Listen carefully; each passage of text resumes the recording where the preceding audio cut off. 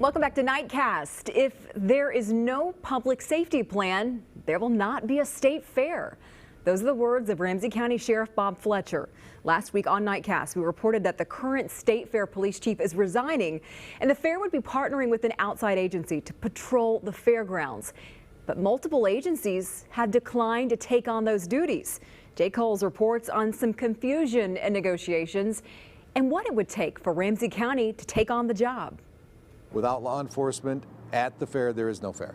Well, unless there is a plan that can ensure the safety of the citizens that are here, there will not be a fair. The State Patrol, U of M Police, and St. Paul Police have all said no to the state fair's offer to take over. Ramsey County Sheriff Bob Fletcher says he's talking with fair management, but right now, there's no deal. We've worked feverishly to try to get a plan together, but we need some more help from the state of Minnesota. We're going to need the Commissioner of Public Safety and the Governor to add some resources to this mix. In recent years, Fletcher says the fair had about 160 officers. Now, he says with the growth of the fair to 2 million visitors, it requires a minimum of 200 officers. And Fletcher says his office cannot do it alone. We think we need 20 to 40 troopers or DNR officers to help supplement that. And as of yet, the Commissioner of Public Safety has not committed to offering any.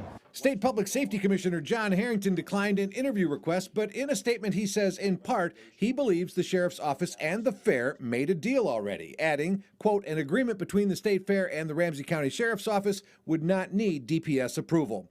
But Fletcher says there is not a formal agreement, and there won't be one, he says, unless the fair and the state agree to what he says is doing it the right way. This fair has to be safe enough that I feel comfortable knowing my grandkids and my children are here.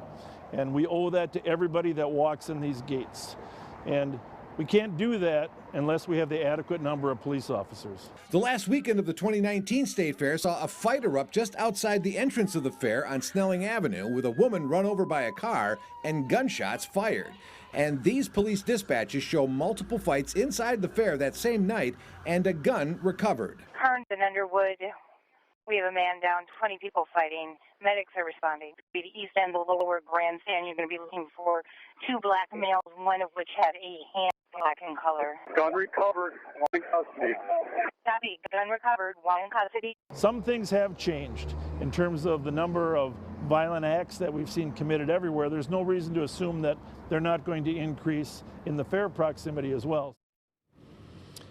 Now, I did reach out to the State Fair for comment on Sheriff Fletcher's comments today. I've not yet heard back, but last week, you remember, they did tell us that they were committed to a safe fair for everyone, and they were talking to several law enforcement agencies about taking over public safety here. It just hasn't come to fruition just yet, Lindsay. All right, Jay, Minnesota summers are notoriously fast. Really, how much time is there to figure this out?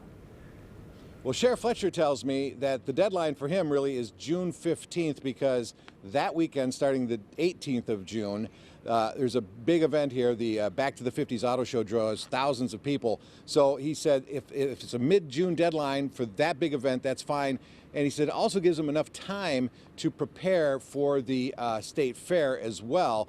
And that's going to cost the state fair, he says, around $2 million. And it's important to note that there is a meeting tomorrow right here at the fairgrounds with Sheriff Fletcher and the State Fair Board. So there might be even some more movement as early as tomorrow, Lindsay. Yeah, you have to imagine there are a lot of behind-the-scenes conversations taking place right now.